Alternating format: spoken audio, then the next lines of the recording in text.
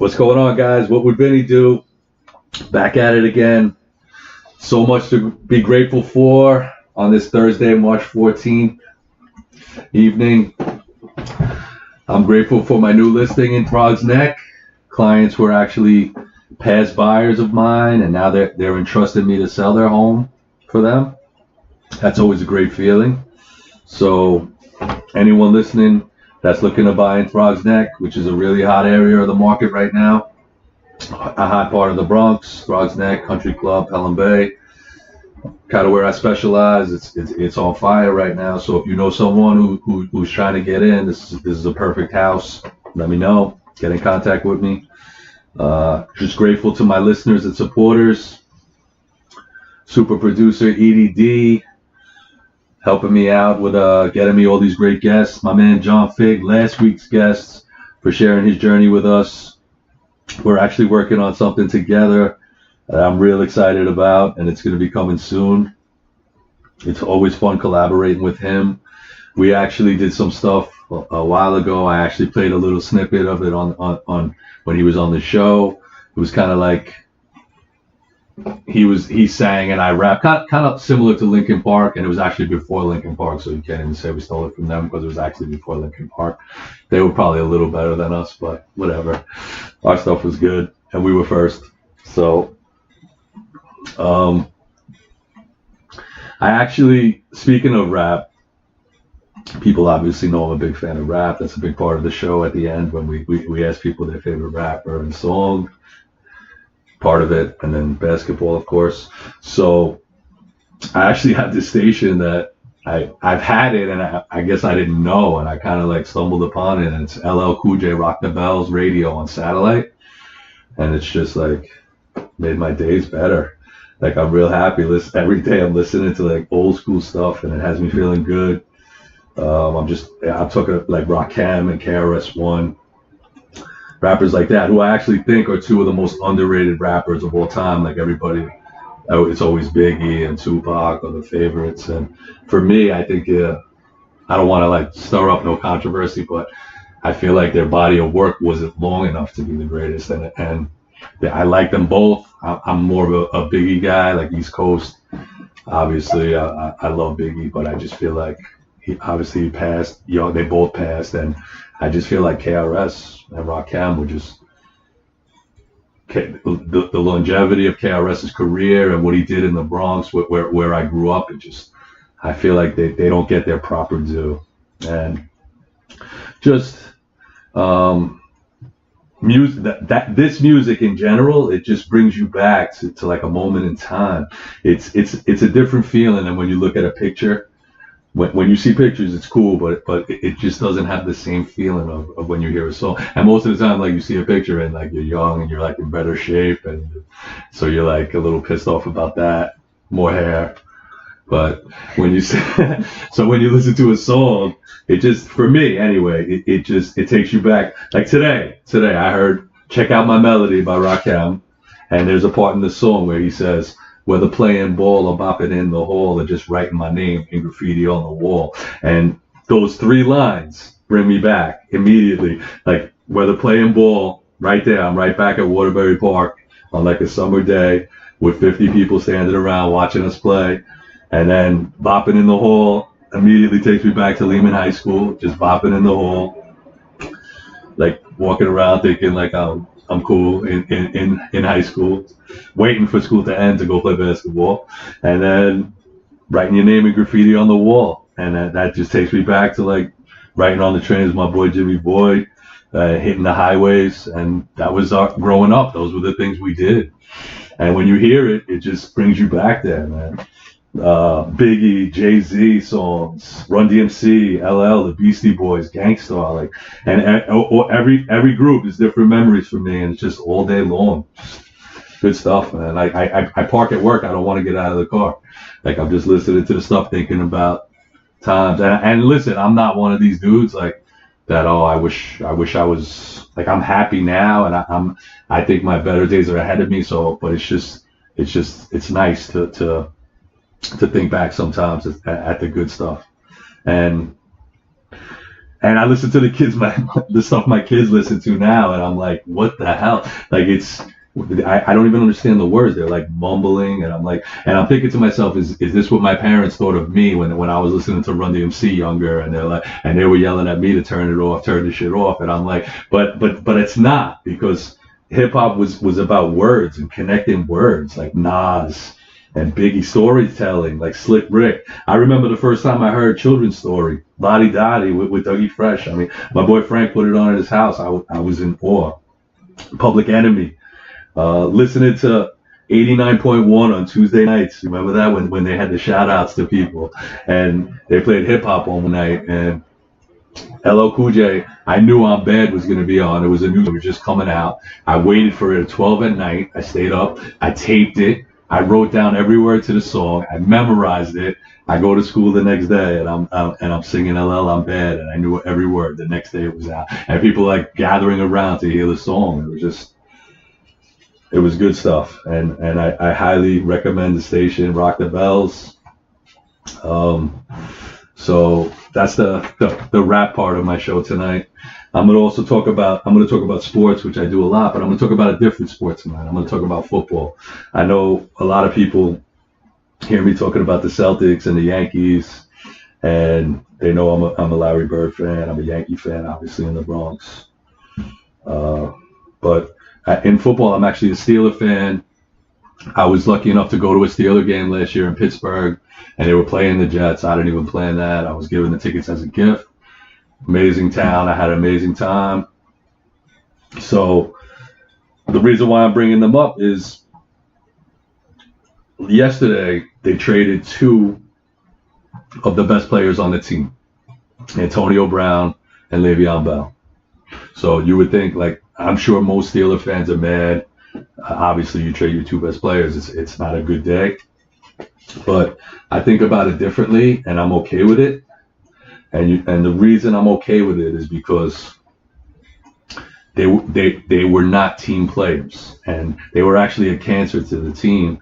And sometimes you can actually become better by getting rid of your most talented player, and if he or she has a negative attitude. And this goes for business. I've seen it. It's 100% true. I've seen it in business and in sports, where one negative person in a company can take down four positive people. And so there's a saying at KW that I learned at KW. It's called quick to fire, slow to hire.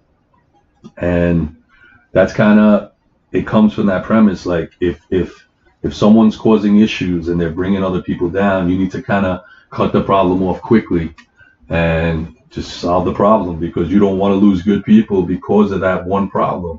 And it doesn't matter if it's the person. For me, like, you could sell the most real estate, you could do whatever. If you're not positive and you're not nice and you're not fitting into the culture of helping people and what we're trying to do, it's for me. I don't let the door hit you in the ass on the way out. You know what I mean? Like, numbers don't mean nothing. I mean, they mean something, but it's not the whole. There's a lot of things that need to be weighed into this. So I'm okay with it, man. And again, if you don't want to be there, like you might say, I don't want anybody hostage. Like, if you don't want to be a part of, everybody's got to be part of it. Like, you got to want to be there. I tell people that in business. Like, if I get a listing and the people are like, what if I change my mind in 2 months? You know what? We rip up the contract. If you don't think I'm doing my job and you don't want me to be there, I'm not holding anybody hostage. You got to want to work with me for me to want to work with you. I mentioned that before. I am lucky to be able, at this point in my life, to choose who I want to work with, and it makes things a lot easier when you're in a position where you could turn away business if it's going to come at a cost, and the cost is happiness and peace of mind. Then we walk. You know what I mean? You gotta.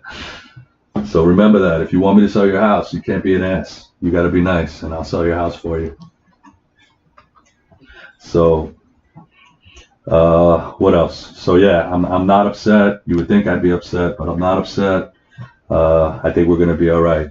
I actually think Antonio Brown's in for a surprise, because I don't think he realizes how good the team was, and what Big Ben did for him, the way he was able to shake off the defenders and wait for him to get open. As good as a talent as he is, a lot of people played a part in it. They had a great offensive line, and we'll see what happens with the Raiders. I don't think it's going to be what's the other saying? The grass isn't always greener on the other side, right?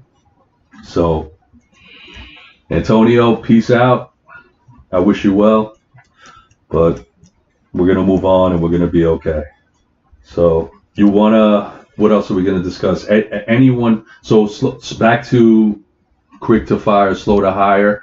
So, anyone, like when you're hiring people, anyone can put up a false bravado and just beef up their resume, and the way you truly tell about a person is what they do every day. So it's the everyday habits and behaviors that will tell the true story.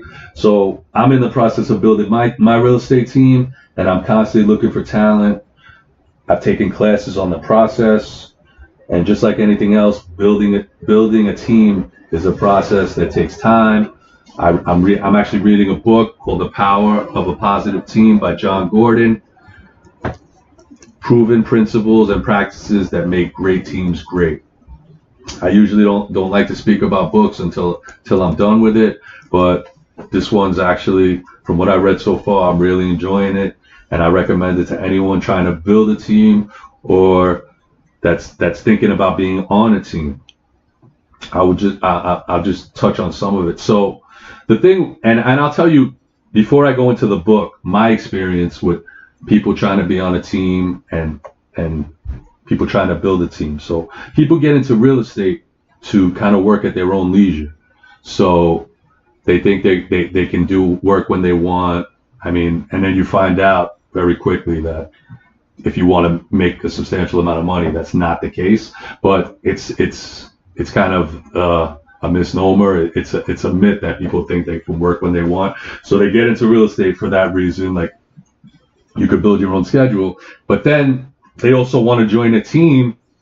But once you do that, you're no longer working. You can't work at your own leisure anymore, because now you're part of a team, and the team leader is going to hold you accountable for things, and he's going to have expectations of you. So just for people thinking about being on a team, just understand that, and it's up to the team leader to let you understand. Once you commit to a team, it can be great, and it can have its benefits when you're part of the right team, but the expectations have to be set from the beginning, both ways, and it's got to work for everybody. So back to the book, it's just, the book states that there's a part in it that I like, and it says, it's powerful to have each team member identify and share what their vision and mission means to them.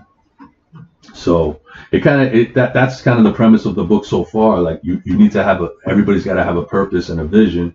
And research shows that when people know how they are contributing to a shared vision and a bigger purpose, engagement and passion soars. A shared vision and greater purpose is brought to life, one person, one team at a time. I like that. Sometimes people can have a vision and then kind of lose that vision, and it's kind of the team leader job to kind of keep everybody to have that vision and to make sure to check in and make sure everybody still has the same vision. And when I say vision, I'm not talking about money, and I'm not talking about sales numbers. That's not a vision. That's not a purpose. Like a vision is to want to do something. Like, what's your why? Like, what your passion is to help people to sell their home, stuff like that, to help people handle their most valuable asset in their life, and to do it with integrity, and that's the vision, and that's the purpose. And then if you have a team with that all with that same mindset, it can be a good thing, and it's not easy, just like anything else. So, and there's also another part in the book that I kind of wrote down for you guys. You may not be driving the big bus, but you can make your own bus better. So that means whatever part you play, just if you play it well and you play it positive, it can have a positive effect, and everybody's got to be on board.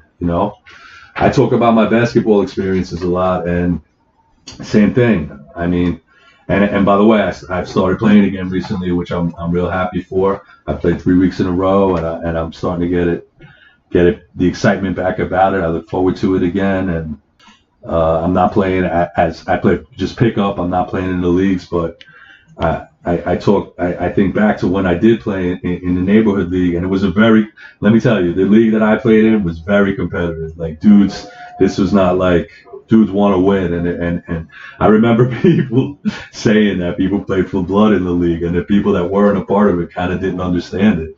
And when we were in it, it was just normal to us. And I mean, you could ask people in it now, I'm sure it's probably the same way. It was, and you didn't win any money. You didn't win any.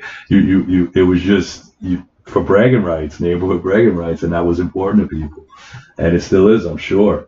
And so we had a lot of success. We played against a lot of my team. I played with the same group of guys. We were with seven guys. I believe it was 7 guys we had for a while, sometimes 8. But the core was 7 guys that played together for, I don't even know how many years. It was a while. And we were successful. And we played against, as we got older, we played against a lot younger kids. They were faster. Kids jumped higher. Just kids could run all night without being tired. We got guys on our team coming from work, like with work boots on, like coming out of manholes. My boy Sal, what up, brother? Coming from a manhole straight to the game. But we all had the same vision, right? And I clearly remember like dudes like on the bench, my boy Ralph on the bench, like calling timeouts, screaming at us like to watch out for this, watch it, just being in the game, engaged. Like I remember guys coming out of the game, if we switched to a man-to-man defense and they were younger kids, they were faster, and some people were like, listen, I can't match up with this guy, I'll sit.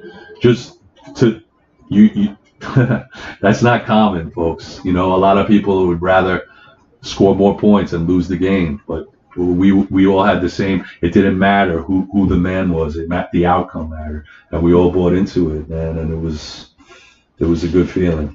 I remember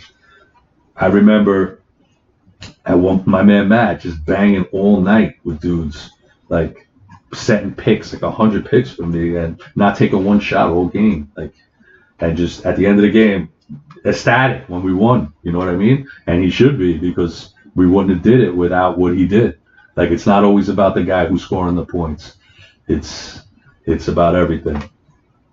And this goes in business too. Everyone's got to be in and be positive, from the receptionist to the owner. Once people have the same vision, you can start to do amazing things. Another phrase we say a lot at KW is to create lives worth living. And I think most people who come on the show are kind of built from that same cloth, and that's what they're trying to do. Like, people are trying to do that for themselves and their family, and people who support them. I know I am. I'm grateful for all that support. I'm excited. I'm excited about our show, about next week's guest. Next week's guest is actually a childhood friend of mine, Sal Amore. He's got a great story to tell. I've known him since I was a kid. I can't wait to share that. That's going to be next Thursday, the 21st. So make sure you stay tuned for this one. I'm telling you, it's going to be a good one. I know it. Keep liking our page, subscribe, keep giving us your feedback, send in the comments. I want to know what you guys think. If you know anyone who would make a good guest, obviously you know what the show is about. Send me their names. If it's a good fit, we make it happen. What would Vinny do? Have a great night. See ya. Thank you.